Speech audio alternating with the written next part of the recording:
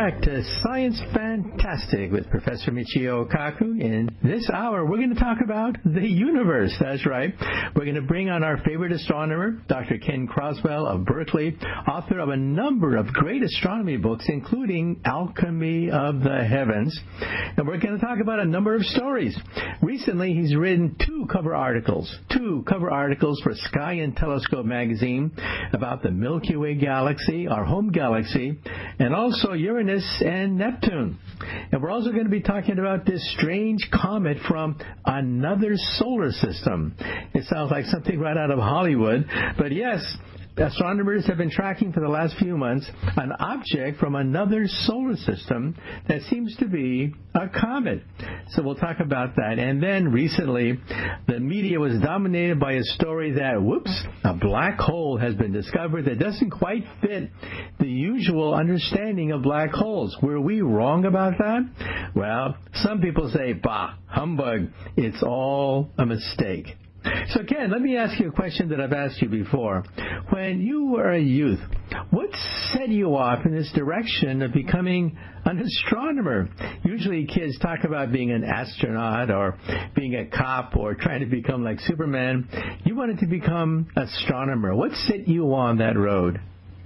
Well, Michelle, first of all, it's good to be back with you, and it all started in first grade. One morning, my teacher introduced the class to the planets of the solar system and had each of us students make a map of the solar system: Mercury, Venus, Earth, Mars, Jupiter, Saturn, Uranus, Neptune, and Pluto. And I was fascinated by two things. First, that there were other planets besides Earth. I had no idea. I had absolutely no idea at that age that there were other planets besides Earth. That was fascinating to me. And the other thing that was fascinating to me was that all these planets had different colors. So we'll be talking later about Uranus and Neptune. Uranus is green, Neptune is blue. And other planets, of course, have their own colors. Mars is orange, Jupiter has the great red spot. So those were the two things that really hooked me. And you're right that, astronomer, the word astronomer was rather different from the word astronaut. I think many people had heard of the word astronaut, even first graders, but astronomer was a little bit different than that. I had no desire really to go into space, but I wanted to learn everything I could about space. Okay, well, let's say a few things about a red planet in our solar system, and that is Mars. Until recently, it was thought that Mars was pretty much barren of liquid water. Liquid water, in some sense, is like the amniotic fluid of life. That's where DNA got off the ground. But Mars is a frozen desert. It's pretty much frozen solid with no sign of liquid water anymore. But now, scientists are saying that there could be an underground lake, a very briny saltwater lake underneath the ice caps. Other people are saying not so fast. So what are your thoughts about the latest? Is there evidence of an underground liquid water lake underneath the poles of Mars? Well, we have conflicting evidence on this. A European spacecraft has detected signs of a lake about a mile underground around the South Polar region of Mars. This lake would be about 12 miles across, and it's very cold. It's 90 degrees below zero Fahrenheit. And the thinking is that maybe salt in the water keeps it liquid, and perhaps something else as well. Perhaps there's some volcanic activity or molten lake down there that's keeping it sufficiently warm to stay liquid. So that's one possibility. The other possibility, though, is that maybe this lake doesn't exist at all, because there's an American spacecraft, a NASA spacecraft, that has looked for this same lake and hasn't found it. So it's not clear to me that this lake actually exists. If it does, though, obviously any place you have liquid water, that gets us wondering, well, could you have some form of life? Because we human beings contain quite a great deal of liquid water, and we think that the first life on Earth arose in liquid water here on Earth. Well, water is common throughout the solar system in the form of ice. frozen ice, and life cannot get started in frozen ice. So liquid water is one of the most precious substances in the entire solar system. So let me ask you a quick question. How do they know that it was even liquid water, the potential for liquid water, rather than simply a solid ice lake, which would be very uninteresting because life cannot form in solid ice as far as we know? How do they know it was liquid? Well, the European spacecraft detected had some radar data, and the liquid behaves differently or looks differently under radar than the solid ice. But again, the American spacecraft has not seen signs of this, so we don't know. I mean, also keep in mind, this is a mile underground. So even if we were to land on Mars, it would be a real challenge to explore that lake. I don't think. I mean, have we even on Earth ever gone a mile below the surface? I don't know. It's an enormous challenge. Of course, as you know, there are other places in the solar system that do have liquid water. For example, Jupiter's moon Europa has liquid water beneath its ice surface, and Enceladus, which is a small moon of Saturn, also has liquid water. So there are places in the solar system that have liquid water. Whether Mars is one of them or not, we still don't know. And also, this goes back and forth. The question of methane gas on Mars. Methane we associate with organic matter. When organic matter decays, it releases gases like methane. However, methane is also found naturally, and it goes back and forth, whether or not there's methane on Mars that indicates life of any sort. What are your thoughts about the latest developments about the controversy concerning methane? Yeah, people keep measuring it and finding different things, and it's not clear who's right. It should be noted that there are places in the solar system that have methane that have nothing to do with life. So, for example, Titan, which is the biggest moon of Saturn, has a good deal of methane in its atmosphere. Pluto has got methane ice on its surface and methane in its atmosphere. I don't think there's any life on Pluto. It's way too cold. It's close to 400 degrees below zero Fahrenheit. So if there is this methane on Mars, whether or not it has anything to do with biological activity, we don't know. Okay, and also Elon Musk recently made headlines by announcing that he's preparing to send 1,000 giant rockets to Mars over a 20-year span of time to jumpstart the manned colonization of the red planet. And some people think, maybe that's too ambitious.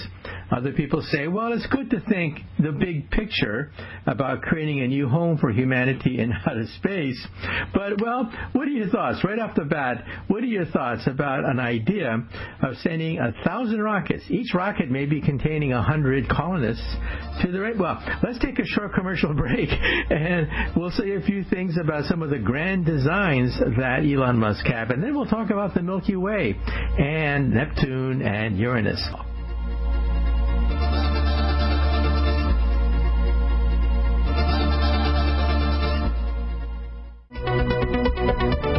Welcome back to Science Fantastic with Professor Michio Kaku. Today we're talking about the universe itself.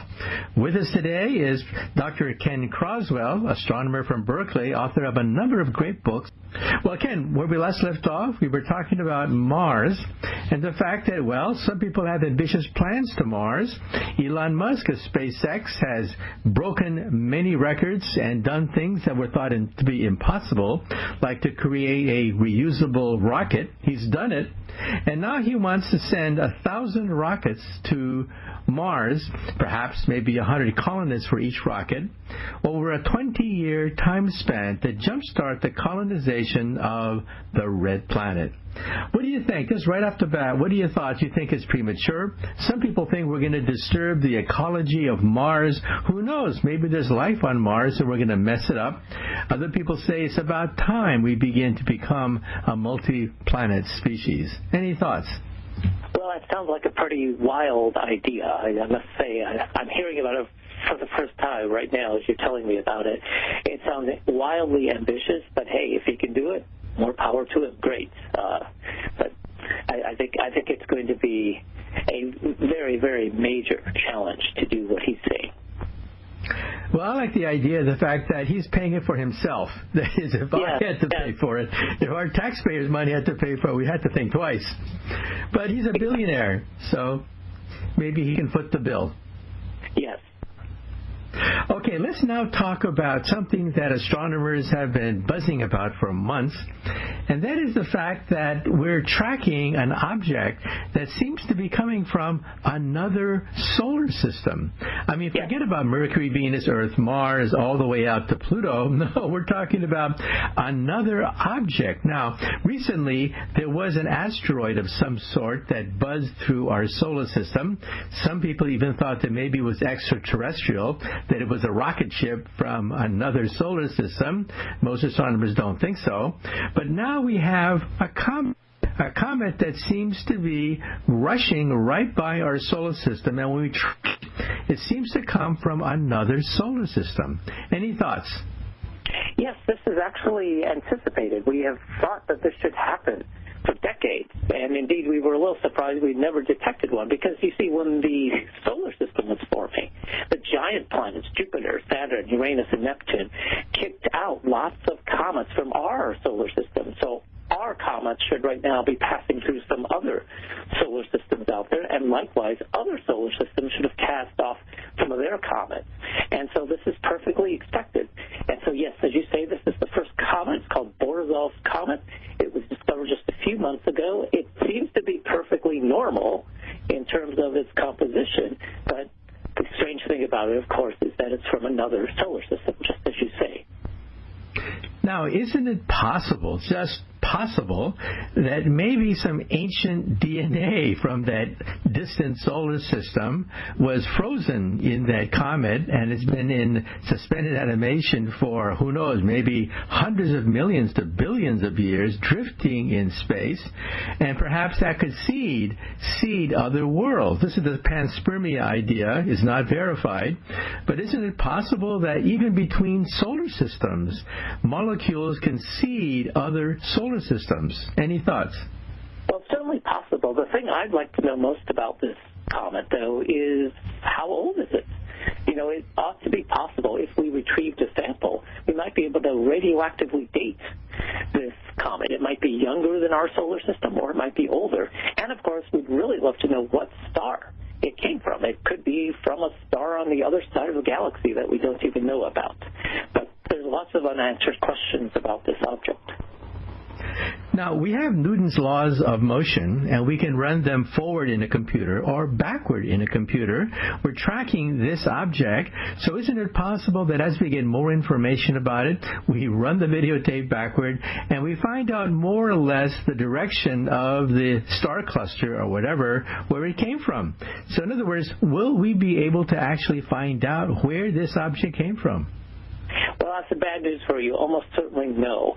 It's kind of like taking a molecule in the atmosphere and asking where was it a year ago based on its current path. The fact is, it's such a long period of time that there's no way to say where any particular molecule in the atmosphere was a year ago. And likewise, if you want to know where this comet was half a billion or a billion years ago, the problem is that as objects go around the center of our galaxy, they get perturbed by the gravity of other objects in the galaxy. And so we can only backtrack things a few million, maybe a few tens of millions of years. And beyond that, we just lose all information as to where these things came from. So unfortunately, the answer to your question is probably not. We are not going to be able to pinpoint what star it came from.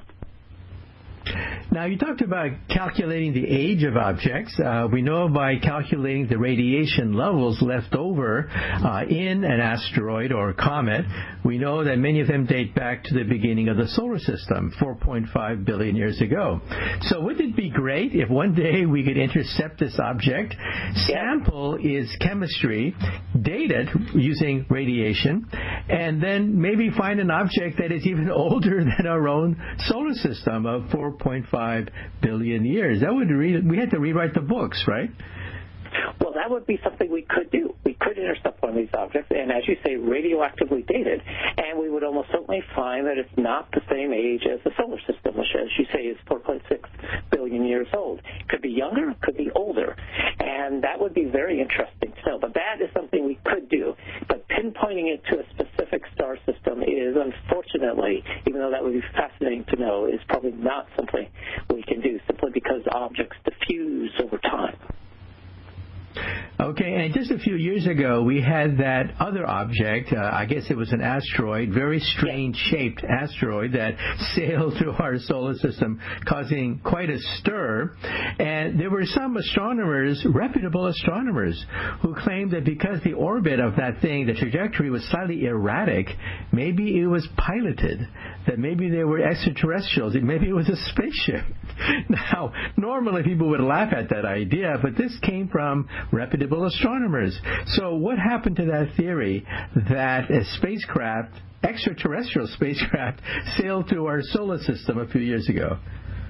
Well, that's an extraordinary claim, and there just isn't the evidence for it. You are right that this object was discovered 2 years ago, in 2017.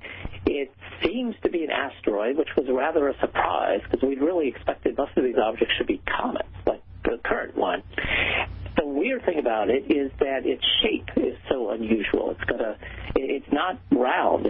It's highly elongated. So we don't fully understand that first object, that asteroid that we found in 2017. And people think that because it was highly elongated, that maybe it was a spaceship of some sort. But of course, in outer space, you don't need streamlining because there's no friction to speak of in outer space, right? You could also have a spherical spacecraft if you want, yes.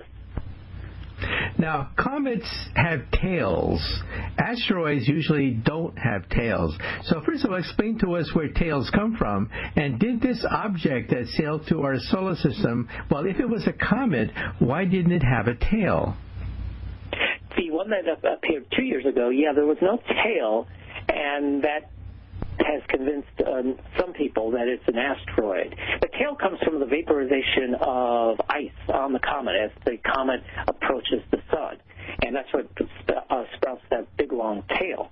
And then the solar wind pushes back the debris from the comet, and that gives you the nice tail. The new object, though, is definitely a comet.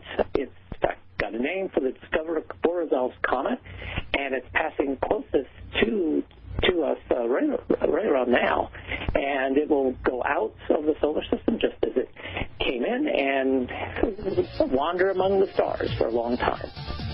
Okay. Well, let's take another short commercial break.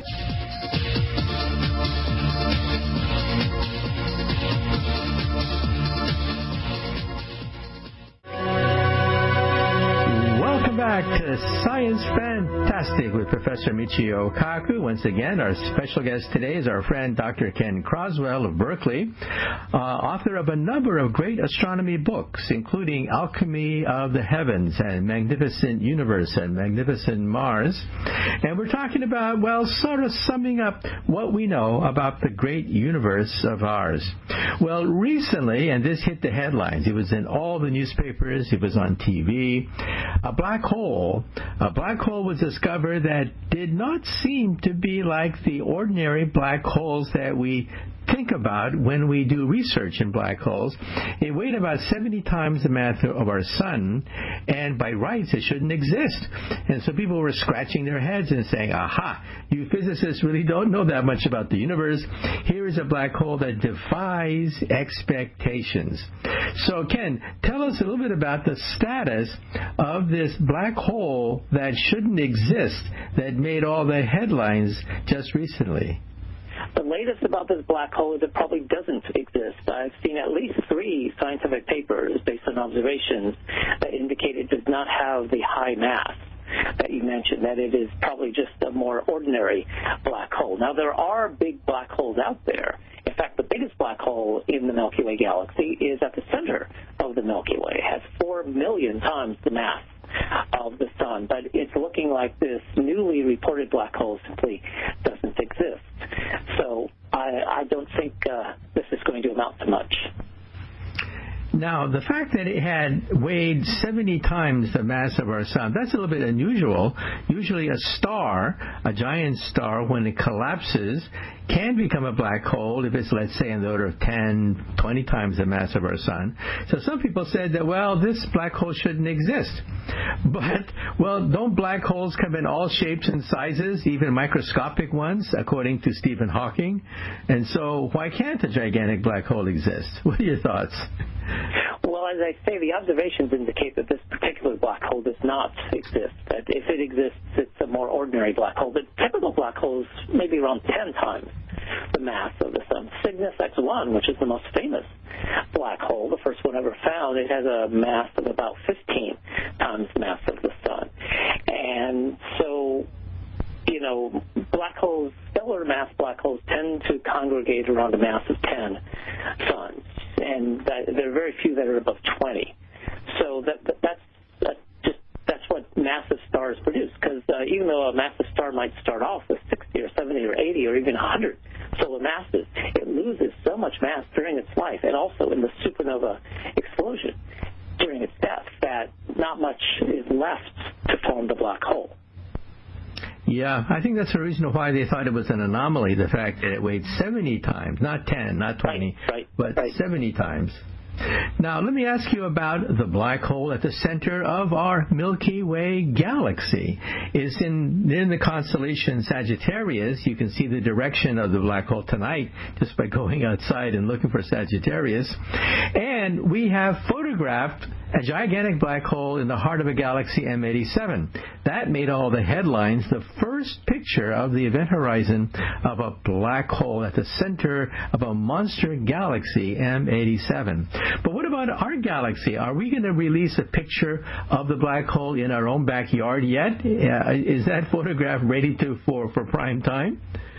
Well, they're working on it, and I think that may come out in the next year or so, hopefully, because that black hole, of course, is closer to us. It's just 27,000 light years from us, but it is smaller, so that makes it maybe a little harder to image.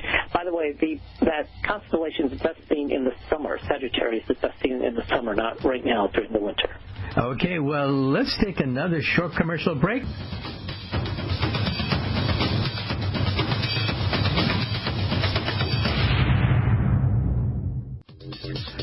Welcome back to Science Fantastic with Professor Michio Kaku. Once again, our special guest today is our friend Dr. Ken Croswell, author of Alchemy of the Heavens. He's an astronomer at Berkeley, author of a number of great books. And we're talking about, well, the Milky Way galaxy. Now, when you see pictures of galaxies, they're usually pinwheels, spiral galaxies of maybe 100 billion stars. But there's also a kind of galaxy called a barred spiral with a bar in the middle, and it spins, shooting out stars from the bar. That's called a barred spiral. And when I was a kid, we were told that our Milky Way galaxy was a spiral galaxy, very ordinary spiral galaxy. But now, as I understand, because we are in the disk itself, we can't see the spiral arms, and maybe our galaxy is a barred spiral, and maybe it has more arms than we thought. So tell us what we know about the structure of our galaxy, given the fact that we are in it, therefore it is deathly difficult to figure out what the galaxy actually looks like from a distance. Yes, figuring out what our galaxy looks like from afar is difficult, but we've made enormous progress in recent years. In the Alchemy of the Heavens, I talk all about the Milky Way galaxy. That book is all about the Milky Way. And there's an entire chapter that I devote to the discovery of the Milky Way spiral arms. I interviewed the people, the astronomers that made that discovery, which only occurred in the 1950s. But for a century before, we'd actually seen other spiral galaxies, both normal spiral galaxies and barred spiral galaxies, which we now know that we live in.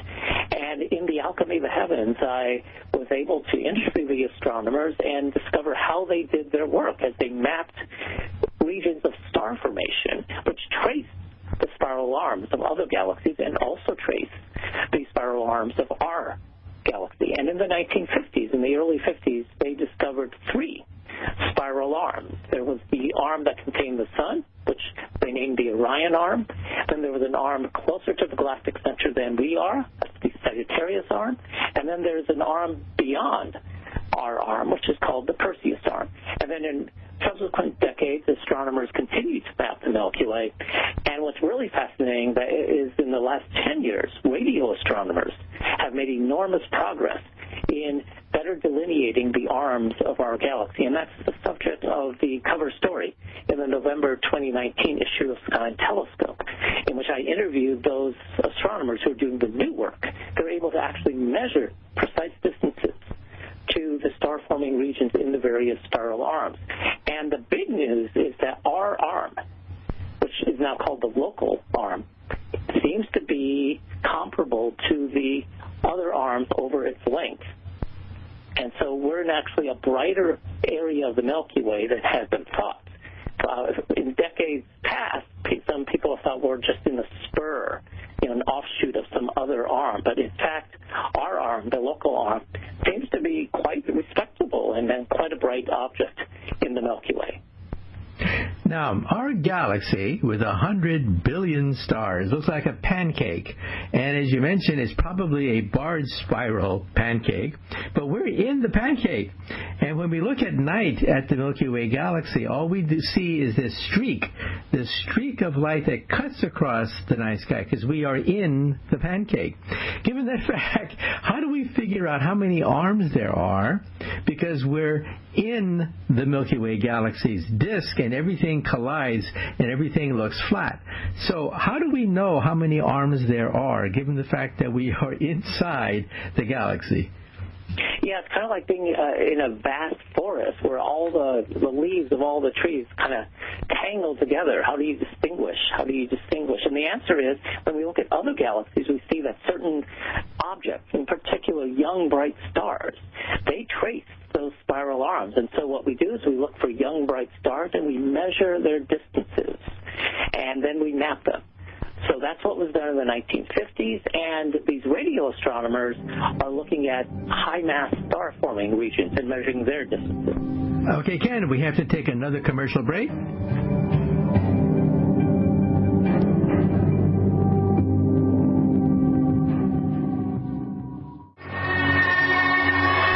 Back to Science Fantastic with Professor Michio Kaku. In this hour, we're talking about the universe itself with our favorite astronomer Ken Croswell of Berkeley, author of Alchemy of the Heavens and a number of great books.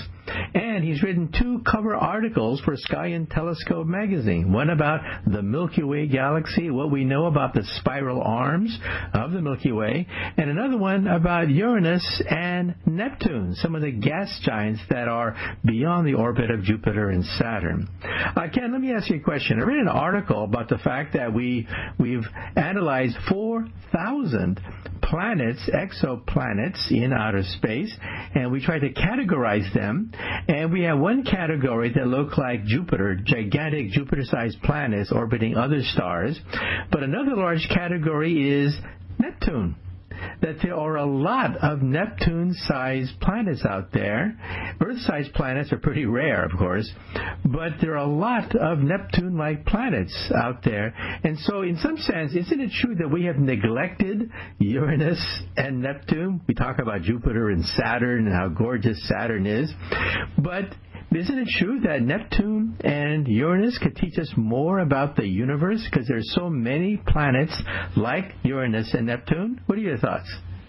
Yes, indeed. Many of the planets out there have about 4 times the diameter of the Earth, which is the same diameter as planets Uranus and Neptune.